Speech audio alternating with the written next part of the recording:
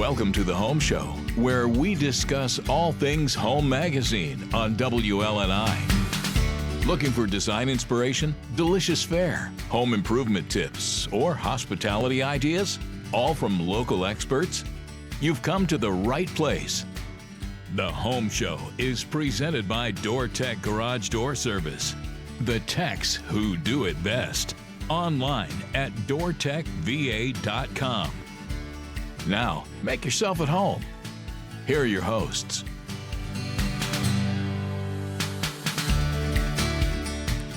Good afternoon and welcome to The Home Show. I'm Trish Roth, publisher of Home Magazine. Joining me today is Rich Roth, Kira Ryder, our art director, and Ashley Scammerhorn, our producer. We haven't had Kira on for a while. Yeah, happy to be here. Yeah. I think Rich was really excited to be named first. Oh, yes. He was like, I'm important now. I know. If I put him first, then I can just kind of give everybody else's titles. So, yeah. That's smart. I hadn't thought about that. I know. That's what I need to do moving forward. I know it's just kind of like always awkward. Who is Rich? Who is Rich? But we say and that. why is he on this show? Loves it. Fits right in. it's great having a male perspective on the show. Oh, great. We always joke that we're the homegirls and Rich. Yeah, and Rich. Oh Great. boy. Yeah, thank you. Yeah.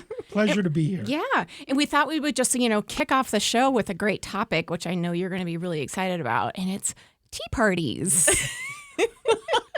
Outstanding.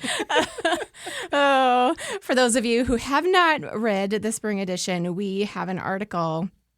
We always feature recipes in the magazine, each issue, but we centered the recipes around tea parties and what would be good to go with them. So it's on page 86 of Central Virginia Home, and we have lots of different suggestions, and then we took one of those suggestions and kind of shared the recipe. So we've got a really wonderful Coronation chicken salad, which is it has a curry flavor to it, mango chutney, grapes, just kind of like a nice sweet chicken salad. Very, very good. And we also made some British scones. Chutney. Hey, it's good. Doesn't Your sound favorite. good. I wasn't really sure what a chutney was either, but it's really just kind of like a jam. Yeah, so it was good, and it was really good in the chicken It salad. needs a new name. Huh? Why?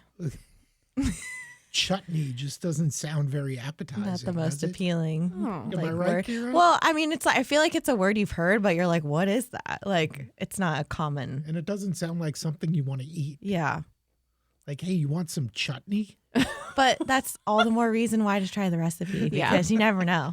And it was really good, and I still have a lot in the fridge, so I can make some more Coronation chicken salad, which, we always bring everything that we make in the magazine into the office for taste testing. And we never get in early enough. We usually like, I'm bringing lunch in tomorrow, everybody. And it's like 2:00 and Rich is texting. Yeah, Rich is texting. Everybody's hungry. When are you going to be here? I thought you were going to say it's 2:00 when we show up, and I'm like, no, it's not. 2:30ish. Yeah. Keep going. It's a dinner. Well, we tell everybody You got just to make all the recipes, and then we photograph them, and then we film them, and then bring them. It's a process. Oh, I know. I know. Yes. And then the final recipe that's in here is the Mary Berry's Victoria sponge cake, and that was a really great cake as well. Yeah. It was very, what's the word? Not like appealing. Like it looked really nice. Yes. All the words are hard. You eat with your eyes first, I think is what you're It trying looked to say. good. Yeah, it just has a really nice, light, fluffy filling. It's got some strawberry jam, and then you could put fresh strawberries up on the top. So very, very good. Easy to do as well. One tip, and just from experience, do not open your door when it's cooking. If you do try to make this, just, let that cake rise and set for a little bit before opening the door. Otherwise, it will sink, and then you'll have to remake your cake. I think it's pretty common for people to be impatient and is it ready? Is it ready? And open it multiple times. But as we found that the heat escapes and then it will sink. Right. Because the cake itself is very light and sponge-like. So That's why you weren't here until 3:00. I mean, when you got to start over. Well, I Takes a had little made bit more them. time. Yeah, I had made the layers the night before, and I opened it, and I just saw it just deflate. And I'm like, oh no! And I knew I was done for. I had to do it again. But we ended up reusing that, and we made like just little circle, like just small little bite-sized cakes, and it was great for that. Like so little cake pops. Yeah. So, quick poll here in the studio. Raise your hand, and I realize it's radio, but raise your hand if you've ever been to a tea party. I have.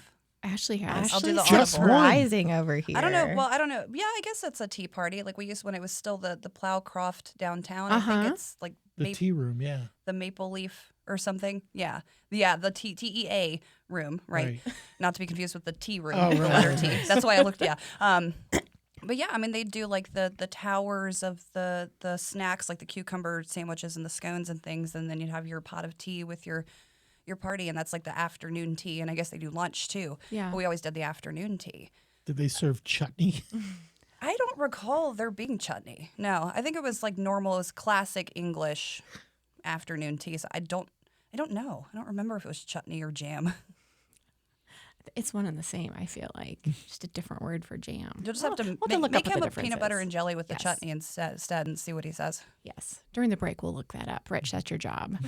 So, joining us today on the show, we have Emily Burnette, who is a luxury color consultant. And we've got a great article in this issue just about finding colors that are great for your skin tone, hair, and all that. So we'll have her in. And then also Brent Lilly with Lilly Construction will be joining us in the third segment. So stay tuned for both of those. We're going to take a quick break. We'll be right back. It's time to get on the right track with DoorTek and Phantom Screens.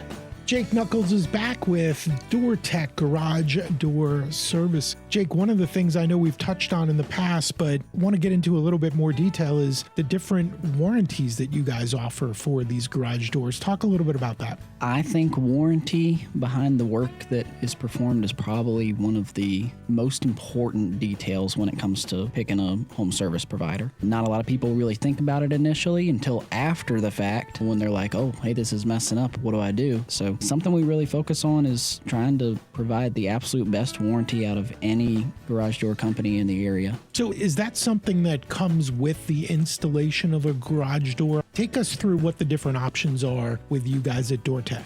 We do have different levels of warranties depending on kind of what option is going to be best to suit you. No matter what, we're going to give a year labor install warranty. We try to extend it a full year across the board with all of our general repairs, installations, stuff like that. So that's like parts, labor, everything. Anything goes wrong within the first year, you guys are coming out to fix it, barring somebody driving a car through it or something like that. Yep, pretty much. So if anything faults out from natural use, yes, we're going to take care of it. Even then, we try to be extremely reasonable. Accidents happen, and we want to make sure that if it's something that you just invested in and chose us to help you with it, that we're there for you if something does happen very soon. Even on small repairs, like a spring or something, no matter what, you get a year warranty with full coverage. And then new installations, even our new construction houses, we would do a full year warranty on those. And then the parts warranties is where we'll get a lot of different, I call them levels. If folks want to learn more about the different types of warranties and the service plans as well to make sure everything stays well maintained and you get the longest life out of your garage door, that's all available on your website? Yep, there's multiple forms and spots on the website that allow you to reach out to our office as well. And if you have more in-depth questions, we can get you in touch with me or one of our other techs that would be able to answer specifics. Give us a call, see if it's anything that you might be interested in or want to find out about, and we can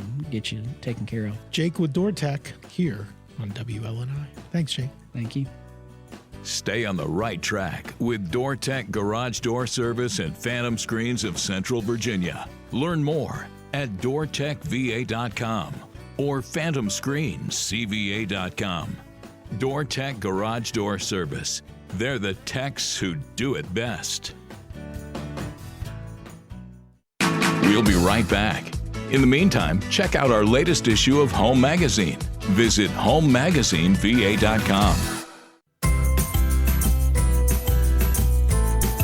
You're listening to The Home Show on WLNI. Presented by DoorTek Garage Door Service. Grab your free copy of Home Magazine at a location near you.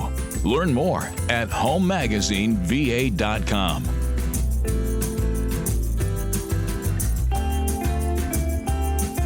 Welcome back to the Home Show. This portion of the show is brought to you by Lilly Construction. Don't just dream it, build it. Partner with a quality builder that reflects your standards. When you build your forever home, details matter. Trust Lilly Construction. And joining us now in the studio is Emily Burnette, who is a luxury personal stylist and color consultant. Welcome to the show. Thank you so much for having me. Absolutely. And you were such a huge part of our Color Me Beautiful article, which is on page 24 of the spring issue. And it was really just all about learning more about color analysis, finding what color works best with your skin tone, hair color. And we also have just kind of a small section on your makeup as well. So for Emily, for those who are listening, who may be hearing more about color analysis for the first time, what exactly is it? Such a good question. A color analysis is a session that you have with a color consultant, essentially to determine your season. We work off of 4 seasons: spring, summer, autumn, winter, and naturally a client will fall into one of those 4 seasons. Mm-hmm. And we were talking about this when we were starting to work on the article. I remember my mom doing these parties back in the 80s, I think. So why is it having such a resurgence now? It's everywhere now. It is everywhere. It's been like this for a few years, predominantly thanks to social media, Instagram, TikTok. I also think there's just this excitement of trying to figure it out. And it's just such a nice entry level into personal style. And I think that's kind of the way that people dip their toes into it, is by getting a color analysis done first. So I'm curious, what brought you into the world of color? What made you start wanting to do this? Such a good question. First and foremost, personal stylist first, color consultant second. So it's always been woven into my work when working with a client on their closets or personal shopping for them. But it's actually a pretty cool story. My business partner in Southern California and I were approached by Marshalls for an event, and they said, "Can you become a color analysis for our influencer event?" And we said, yeah, we can do that. So it was a mix of self-taught, but also already knowing what works for clients. And so we looked at each other and we said, I think we should make a business out of this. And here we are 2 years later. I feel like color is one of those things for your clients that would be less intimidating of a complete overhaul, but it's just something that they can really take that information and kind of run with it of okay, so these work for me, these don't work for me. And it's not as intimidating of I have to redo everything, you know? Absolutely. I will say a lot of clients, when they're in the chair, they are just so shocked to see what we end up working with. And mainly it's just colors that they never would have anticipated for themselves. And I think that's the beauty of it is we all kind of have our uniform and our color palette that we typically work with. And once you get a color analysis done, I like to think that it broadens that palette and that even more doors are open in different ways that you can integrate color into your wardrobe. During the break, you pegged me as a summer. Explain the seasons. What does that all mean? You're right. I sure did. You have ash brown hair, blue eyes, fair skin. It's pretty indicative of a summer, which is Kira, which is basically soft and muted and almost in the pastels, but heavy on the purples, the blues, the greens. All 4 seasons, spring, summer, autumn, winter, are characterized by different verbs like dark, saturated, deep, warm, cool, soft, so on and so forth. And majority of clients typically fall into one of those, although some clients do dabble in a couple in at least 2 seasons, or they work primarily off of one season and can pull maybe some jewel tones from the autumn season. Give us a quick rundown of what each season kind of looks like for people who are wondering what they might be. Yes. And I'm sure it's probably not easy to do just on the radio, but just maybe a quick overview. Exactly. So autumn, think of dark and saturated jewel tones. You've got teals, burnt oranges, goldenrods, peacock, things like that. Winter is characterized by bright and clear and saturated. So those two are sister seasons, autumn and winter. Think of fuchsia, navy blue, bright stark white, black. Then you have spring and summer, which are also sister seasons. Spring is bright, vibrant, poppy. You have all of your pastels, your fluorescent colors, your peaches, your lemons, your limes. And then summer, yours truly, you have your soft muted colors. So your dusty mauves, your sage greens, your soft purples, lilacs, lavenders. I have one more question, unbelievably. This is your show now. How does one determine what season they fit into? Like, I think you just described the colors that people should wear based on what season they are, but how do you determine that, what season you are? You should get a color analysis done. And what's involved with that?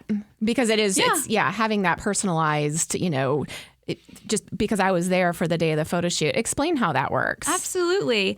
It's honestly such a fun, transformative, eye-opening experience. And that's the core of all of the work that I do with private clients. It's usually a 45 to 50-minute session where we sit down, the client is facing the mirror. I'm behind them with my rack of swatches, and we go left to right, Roy G. Biv. We go through the whole rainbow and end with metallics for jewelry. And we just drape the swatches across your chest to see what is lighting up with the face. I look particularly at complexion, hair color, eye color, natural lip color, bridge of the nose, apple of the cheeks. I basically want to see, is the color that we're trying, is there enough contrast between the skin color and the hair color? And is the color overpowering you? Are you wearing the color? We want it to have a nice balance, and we want to make sure that the skin and the face looks lifted and bright and happy and like a healthy glowing skin versus some colors you can put on draw the eye down, draws the facial features down. You start to see fine lines, wrinkles, acne, any impurities of the skin. So it's a pretty comprehensive but condensed session, just really to determine what colors you should be wearing and what colors are most harmonious given your natural coloring. Like Trish mentioned, we did the photo shoot and, saw you do this process. And it was really shocking to me that color has so much power. Like to literally see a swatch on somebody and then switch to a new one and their face look completely different. Mm-hmm. It's like, how can color do that? But it's so cool. It's so fascinating. And I live for seeing my clients' reaction to it. I love talking about color psychology and color associations and all of the things that we attribute color to. I think of your alma mater colors, your favorite hoodie, what color is that, different things that we scrubs. There's so many different things and associations that we have with color, first and foremost. And secondly, people perceive us differently and we perceive ourselves differently in different colors. And I think that's really fascinating. And I try to weave that in as well with clients during a session. We're talking with Emily Burnette, who is a color consultant, and she helped us with our Color Me Beautiful article and kind of just expanding on that a little bit more. So how does having your color analysis done impact your confidence and your self-image? It makes a big difference. It does. Absolutely, it does. And what we were chatting about before we started recording is I asked, how has your life changed getting dressed or going shopping? And you guys say, more or less, it's so much more streamlined. You don't even have to entertain other colors that you no longer know do not suit you. Again, I always say, if there's a color you absolutely love, but it's not the friendliest to our face, you can wear it lower on your body in a print or pattern. But I think taking the time to figure out what colors accentuate you the best, you hold yourself higher, other people perceive that confidence, and once you know, then you're kind of good to go. Mm-hmm. I agree with that because you just there's certain outfits where you feel really good in, So Yeah. I think color has a lot to do with that. Yeah, I was going to ask, are people attracted to colors that suit them best? Or do you find people who love a certain color that just doesn't work on them and they're sitting there, it's just not a fit? What do you think? Both. I get all clients from all ends of the spectrum, some that intuitively know what colors work for them, some that don't have any idea, and some in the middle. It's really a mix. I'd say getting a color analysis done is really eye-opening and informative. And sometimes clients will say, I knew I was this color, or I knew I was this season. Well, I guess what I was asking, though, was, are people attracted to colors that best suit them? You know what I mean? Like, if someone loves red, do you run into it a lot where they may love red, the color red, but it just doesn't work on them at all? Or are most of the time people liking colors that do work for them? Yes, I both. Yeah, both. Okay. I do get clients that love a certain color that isn't necessarily complementary, and colors that they don't like that look so good on them. It really depends on the client. We talked about this a little bit before we started, but I've heard of a few people trying to get their color analysis done through AI. Yes. What would you say to them on why that might be a good idea or a bad idea? Such a good question. It's a little bit of a gamble, I have to say. When you do it through AI, you lose the essence of a color analysis, which is this personalized one-on-one experience with a professional, where you actually get the drapes across your shoulders. You see what's working for you, what's not. It's super collaborative. I'm right there with you, telling you why it's working, why it's not working, what am I looking for. And I think the biggest part is like giving you real concrete ways of how to integrate this color into your wardrobe. I've had clients both use AI and not use AI for a color analysis. Sometimes it's warm, sometimes it's hot and accurate, but for the most part, it's really hard to be accurate and then to feel confident that you got the right answer as well. Yeah, especially I can see if you're just uploading like a photo, it would depend on like the lighting of the photo and, different things. It's not going to be like 100% accurate. Yeah, totally. Are there any current color trends out there right now that people should be careful about? Like, just don't wear that no matter what. Good question. Pantone's color of the year is like a cloud white, which is almost like I think it's called Sky Dancer. It's a very subtle, soft off-white. And off-white, much like black, browns, grays, and silver and gold, they're just not created equal for most people. Although I do categorize them as seasonless, meaning you can wear them all year round. Off-whites and beiges and tans are not necessarily friendly to all people. As I indicated when we were discussing like what characterizes the four seasons, winter is characterized by stark white and stark black, whereas an autumn might look good in this kind of like off-white Sky Dancer color. Okay. So I say use discretion. Hold it up to your face if you're shopping in a store to see how your facial features are responding to that. Is the color competing with the skin, or is it complementary? It's a good indication to see. Yeah. I guess one last question. I don't think we talked about this before, but summer versus winter, just seasonally. In the summer, your skin is probably darker than it is in the winter. Does that change at all? Like if you're just have more of a tan or less? Yeah, I get this question a lot during sessions, and the answer is no. Your season does not change. If you do get a base level tan, it just typically allows you to pull more colors. So think of the more vibrant, bright colors, maybe like the more soft pastel colors, because you have a baseline tan, there's that contrast between your complexion and the color, and it kind of splits the difference a little bit. So you're able to wear more bright, vibrant colors, if you will. Okay.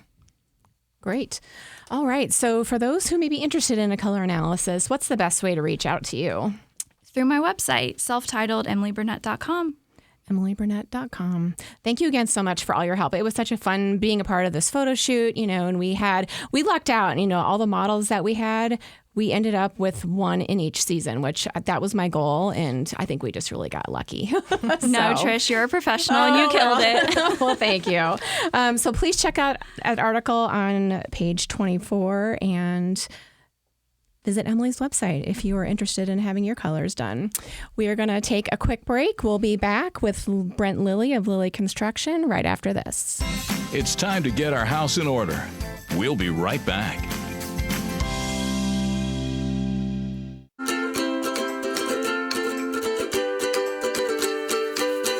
Welcome back to The Home Show, presented by DoorTek Garage Door Service. Heard it on The Home Show? Find it anywhere you listen to podcasts.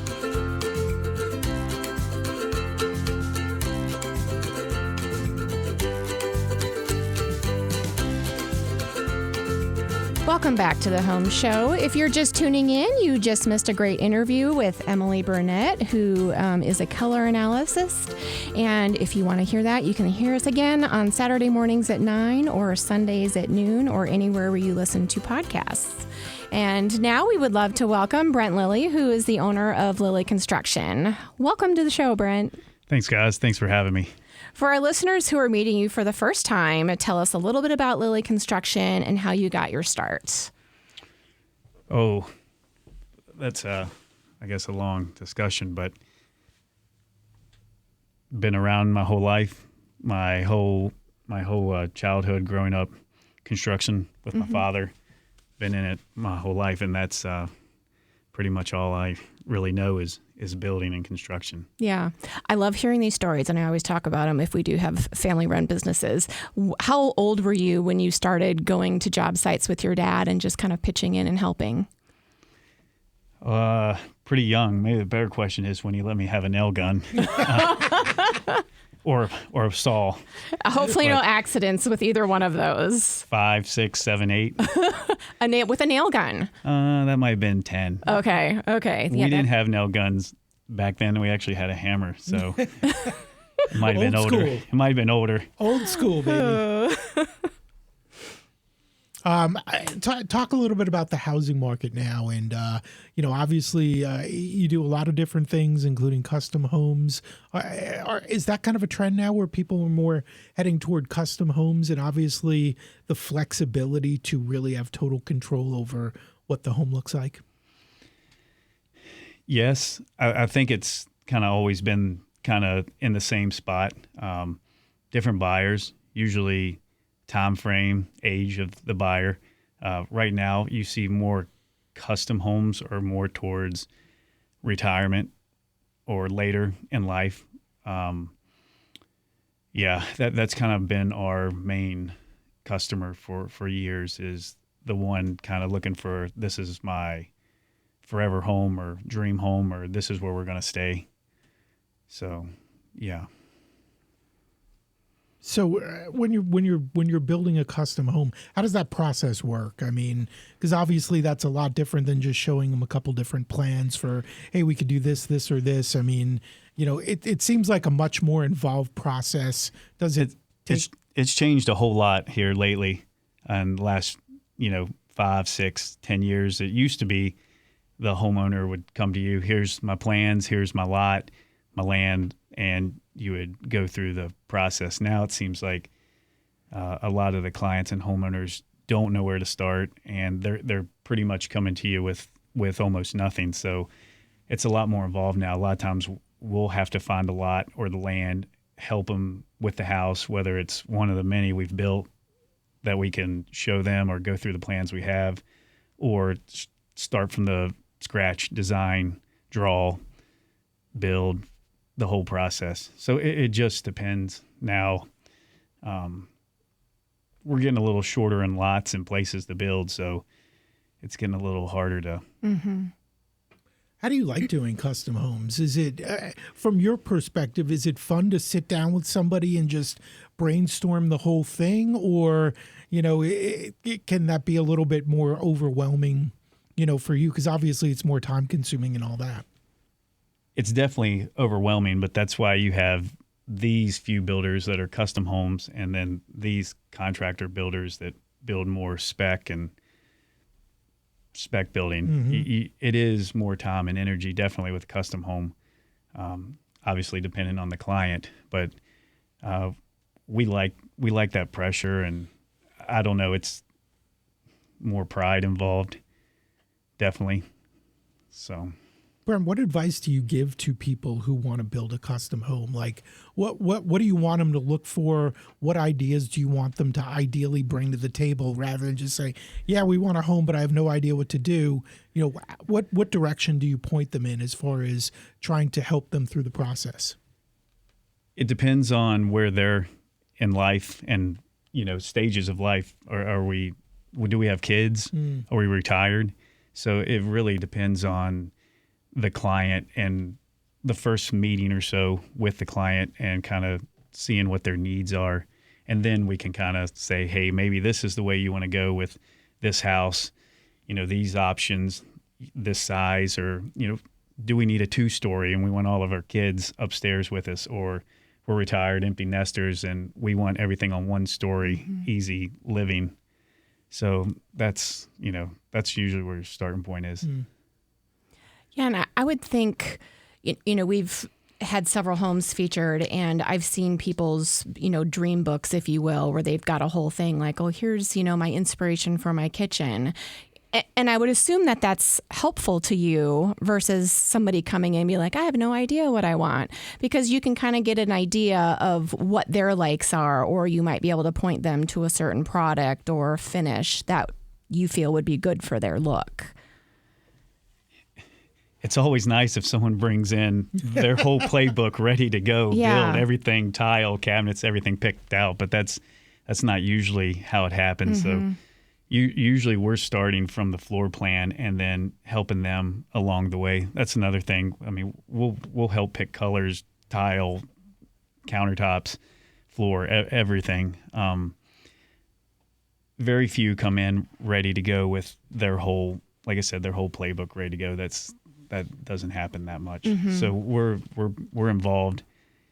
We do well with changes, and you know, it's tough to get a homeowner to not see something in front of them and say, "Hey, what do you want?" What about green and energy efficient and stuff like that? Is that a big deal now for a lot of folks? It is.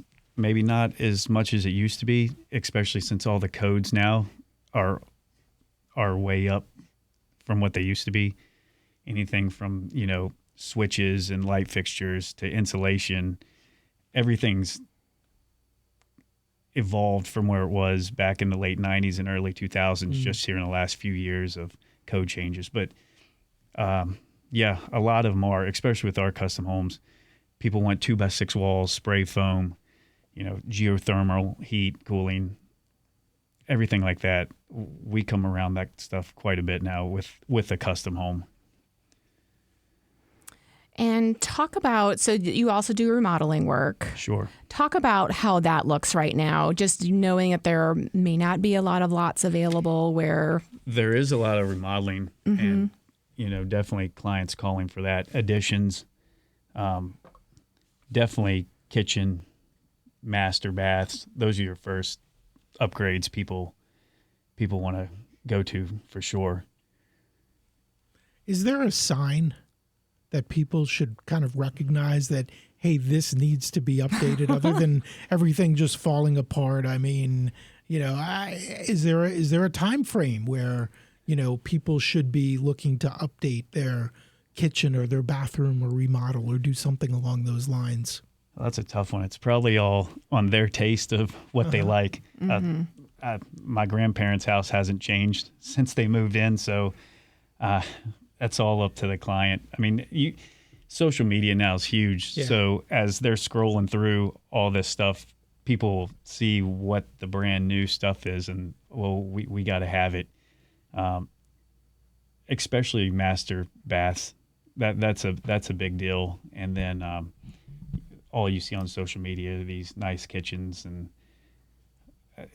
totally up to the client. It's kind of incredible. I mean, you talk about master baths, but you know, you look at what's available now with showers, and it used to just, but now you've got the dual showers and the rain heads. I mean, just they're the heated floors, right? And I guess those have been around for a while, but it seems like we're seeing more and more really unique custom stuff rather than the cookie cutter type, you know, bathroom with a shower inset or whatever it's called. You know, it seems like people are getting way more creative now. It is. That's becoming more common. The master shower, rain heads, body sprays, steam, heated floors in the bathroom. That used to be the highest of standards back 10, 15, 20 years ago with a home. But now it's becoming the norm for sure. Yeah, we touched on an article about that, just kind of creating a spa-like environment in your primary bathroom. And there's like so many great upgrades right now for those. Talk about some of the other really, like what's some of the neatest things that you've done for clients or maybe steered them to? I've seen a house that had a slide for the kids going down. Do you have any great stories to share with that? Slides from lofts, dog baths. That's a big one for people. Yeah. Dog baths, steam showers. It'll take me a while to go through some of the crazy lists. But yeah, is there one where you're sitting there going, really? You want to do what?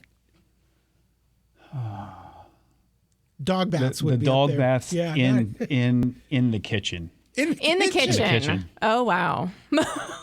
At the end of their main island in the kitchen, they wanted a whole dog area from feeding to the bath into the floor. Yeah. Interesting. That was a good one. So mom's cooking while dad's washing the dog right next to her.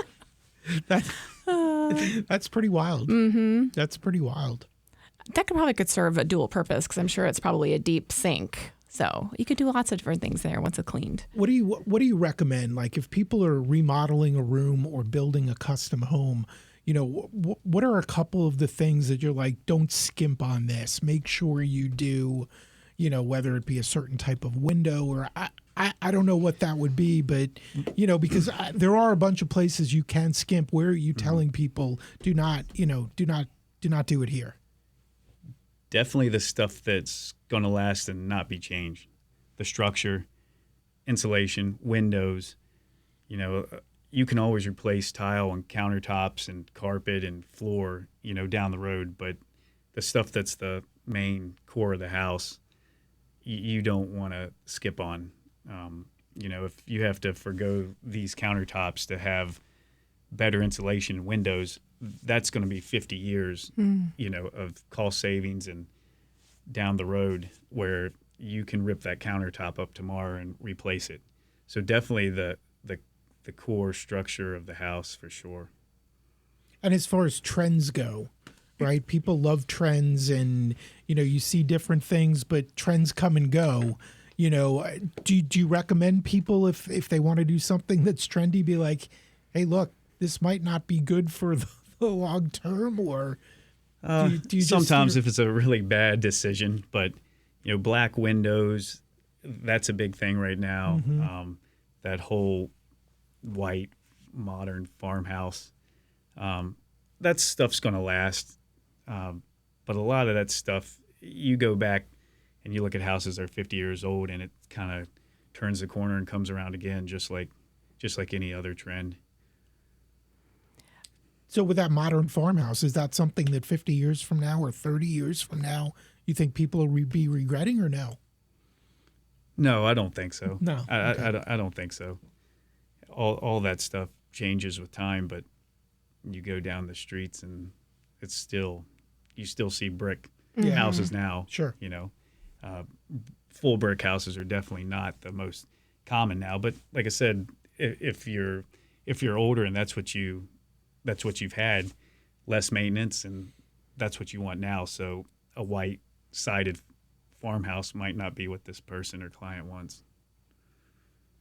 Yeah, I think my last question, you mentioned the dark windows. You're also seeing a lot of homes that have dark siding. Mm-hmm. And from an energy standpoint, they always say black absorbs the color. Do you notice a difference? I mean, I would worry about fading for one, but also your energy being more expensive just because it's soaking in all of that heat. They do look good, but it does get hot. Okay. Fades. And moves, bubbles. The hotter stuff it moves. So yeah, you will see those darker homes like the last couple days.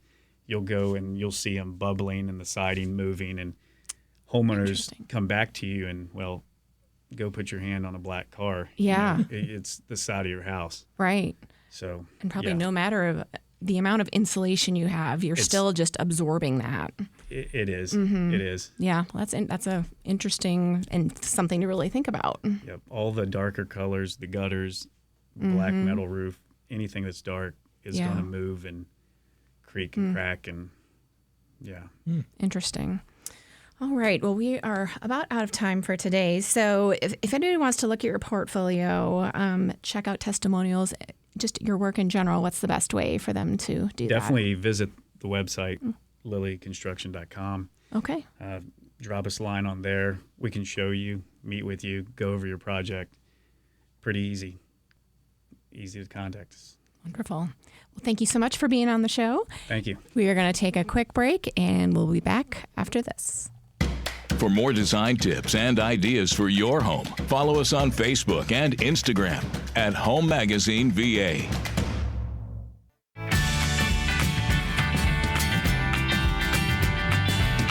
Got an idea you'd like to share with us? Find us on Facebook and Instagram at Home Magazine VA. Now back to the Home Show, presented by DoorTek Garage Door Service on Welcome back to the WLNI. Home Show. Now The you home- can talk. thank That's you. why we have headphones. I don't wear the headphones. What just Clearly, happened? I don't wear the just headphones. talking over the top of Pete was still talking. I always have a hard time with the final segment. What can I say? He was talking about DoorTek. Make up for that. Yeah, okay. The Home Show is presented by DoorTek Garage Door Service. DoorTek is a local family-run business specializing in residential garage door solutions. They handle everything: repairs, installation, and maintenance. They offer a vast selection of modern garage doors with the latest technology, enhancing your home's beauty and providing an excellent return on investment. Learn more at doortekva.com. DoorTek Garage Door Service, they're the techs who do it best. And speaking of, next week we're going to have Jake Nuckols with DoorTek Garage Door Service and Phantom Screens of Central Virginia on the show. And he's going to talk more about their versatile selections of screens and doors. And we're also going to have Dawn with Persian rugs and more. Great. That will be a fun show. We are like, Yeah, great season for screens. Yes. And the Phantom screens are really, really cool. they are. Yes, for sure. And always fun having Dawn in too to talk about what's new in her shop. And it's going to be a great show. Alrighty. I have a suggestion. What? Since we did like tea time today with Chutney. Do we find Oh, out any yes. answers? What is the chutney? Oh, yeah, we The do have an difference. answer. Jams are more sweet, where chutney uses a base of fruits, vegetables mixed with vinegar, so it's more savory. So different vibe. Yeah. Same That tracks, idea, though. different vibe. Yeah, that tracks Yeah. though with putting it into the chicken salad. How about something with like what goes good with bourbon or beer? Chutney. No, not chutney. Cute. Oh, the Coronation chicken salad. Go try it. It's a good one. Ooh. Well, thank you again to everybody for listening. Catch us again Saturday at 9 or Sunday at noon. Hope everyone has a wonderful Memorial Day weekend.